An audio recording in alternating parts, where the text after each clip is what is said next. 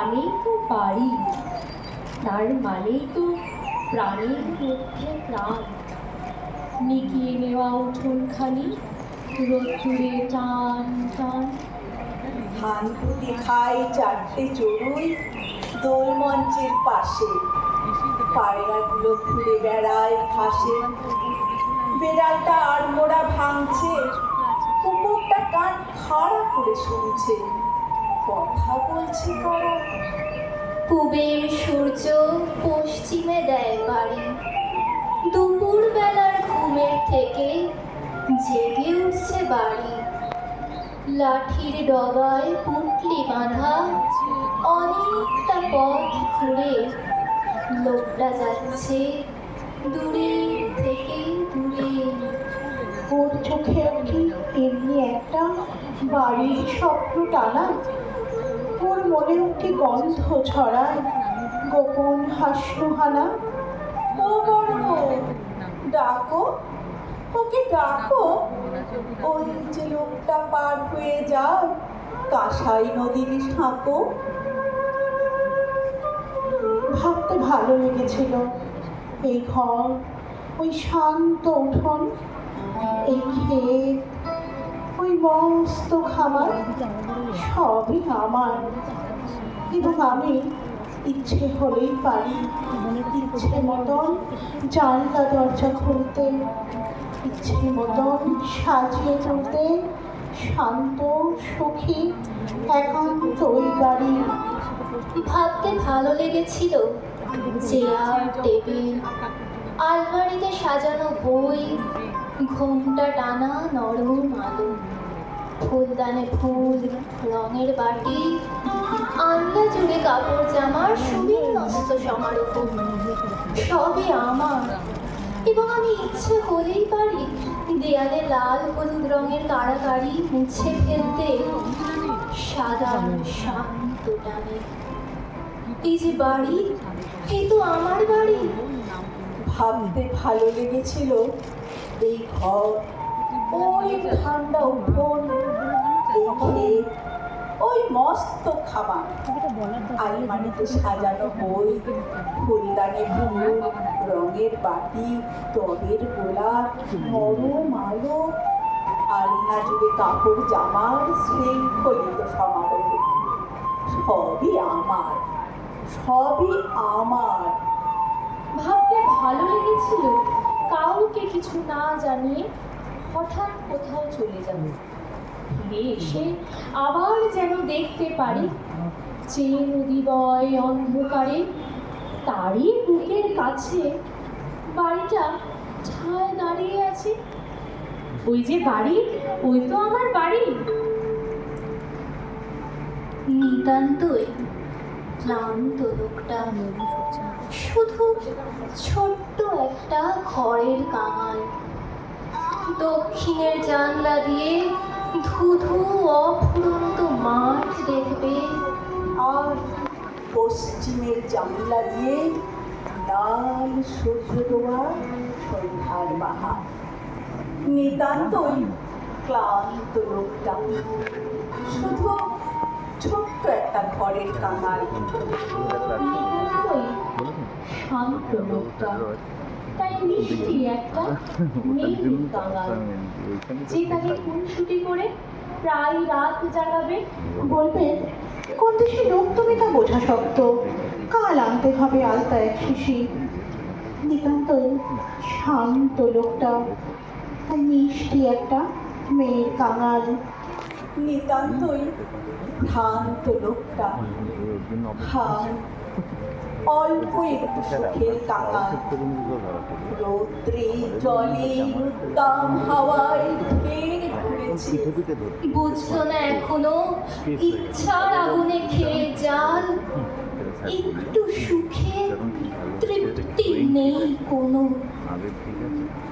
নিতান্ত ভ্রান্ত লোকটা, হায় অল্প একটু সুখের কাঙাল। অমরকান্তি আমার বন্ধু, স্কুলে আমরা একসঙ্গে পড়তাম। রোজ দেরি করে ক্লাসে আসতো, পড়া পারতো না। শব্দরূপ জিজ্ঞেস করলে এমন অবাক হয়ে জানলার দিকে তাকিয়ে থাকতো যে দেখে ভারী কষ্ট হতো আমাদের। আমরা কেউ মাস্টার হতে চেয়েছিলাম, কেউ ডাক্তার, কেউ উকিল। অমলকান্তি সেসব কিছু হতে চায়নি। সে দূর হতে চেয়েছিল ক্ষান্ত বর্ষণ, কাক ডাকা বিকেলের সেই লাজুক রোদ, যা আমার জামরুলের পাতায় যেন অল্প একটু হাসির মধ্যে। আমরা কেউ মাস্টার হয়েছি, কেউ ডাক্তার, কেউ উকিল। অমলকান্তি রোদ্দুর হতে পারেনি। সে এখন অন্ধকার একটা ছাপাখানায় কাজ করে। মাঝে মাঝে আমার সঙ্গে দেখা করতে আসে, চা খায়, এটা ওটা গল্প করে, তারপর বলে পুঁথিটা হলো। আমি ওকে দরজা পর্যন্ত এগিয়ে দিয়ে আসি। আমাদের মধ্যে যে এখন মাস্টারি করে অনায়াসে সে ডাক্তার হতে পারে। যে ডাক্তার হতে চেয়েছিল উকিল হলে তার এমন কিছু ক্ষতি হতো না। অথচ সকলেরই ইচ্ছে পূরণ হলো, এক অমলকান্তি ছাড়া। অমলকান্তি রোদ্দুর হতে পারেন না। এই অমলকান্তি রোদ্দুরের কথা ভাবতে ভাবতে ভাবতে ভাবতে যে একদিন রোদ্দুর হয়ে যেতে চেয়েছিল।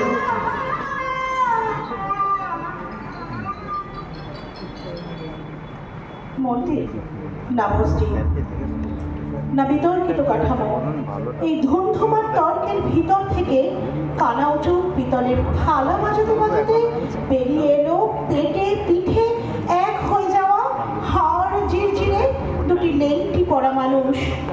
তাদের মাথার উপরে দাও দাও করে জ্বলছে মধ্যদিনের সূর্য।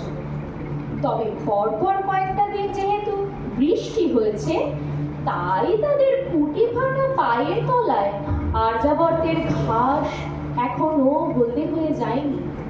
ভিড়ের মধ্যে ছিল বটে, আর মাঝে মধ্যে তালিও বটে বাজিয়েছিল।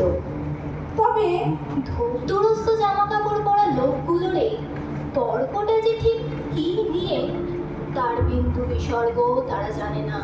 সভাস্থলের একটু দূরে ঝাঁকড়া মাথা একটা তেঁতুল গাছের তলায় বসে পিতলের থালায় এক চিমটি নুন ছিটিয়ে ছাতু ঠাসতে ঠাসতে তবুও যে তারা হাসছে, তার কারণ তাদের একজনের নাম হতেই পারত সিকান্দার শাহ, আর অন্যজনের সেলুকাস। ভিড়ের ভিতর থেকে পিতলের থালা বাজাতে বাজাতে বেরিয়ে এসেছে দুই লেংটি পড়া ঐতিহাসিক পুরুষ। তাদের মাথার উপরে জ্বলছে অনাদি ভারতবর্ষের আকাশ। আর ইতিমধ্যে কয়েকটা দিন যেহেতু বৃষ্টি হয়েছে, তাই তাদের ফুটি ফাটা পায়ের তলায় আর্যাবর্তের ঘাস এখনো হলদে হয়ে যায়। আমাদেরটা কমিউনিটি কাকিমা কত সবাই দেখছে যে রাজা উলঙ্গ, তবু সবাই হাততালি দিচ্ছে। সবাই চেঁচিয়ে বলছে সাবাস সাবাস। কারো মনে সংস্কার, কারো ভয়, কেউ বা নিজের বুদ্ধি অন্য মানুষের কাছে বন্ধক দিয়েছে, কেউ বা পরান্নভোজী, কেউ কৃপা প্রার্থী, উমেদার প্রবঞ্চক।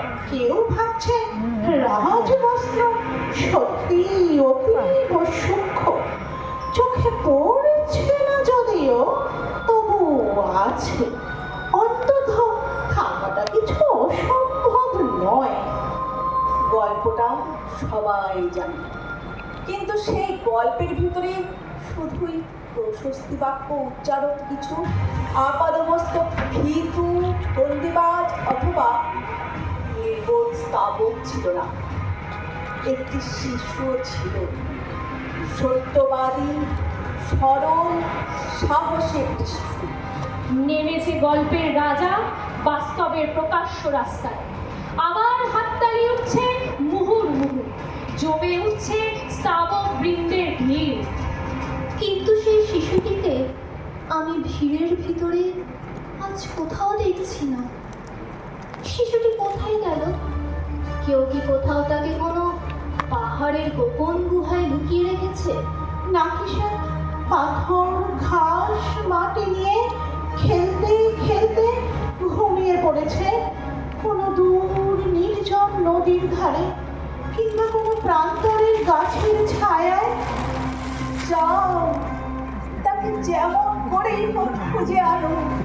সে একবার এই উলঙ্গ রাজার সামনে ঠিক হয়ে দাঁড়াক। সে একবার এই হাততালির ঊর্ধ্বে গলা তুলে জিজ্ঞাসা করুক, রাজা, তোর কাপড় কোথায়?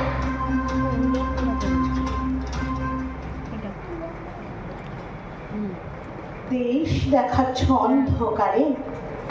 এই যে নদী, ওই অরণ্য, ওইটে পাহাড় এবং ওইটে মরুভূমি।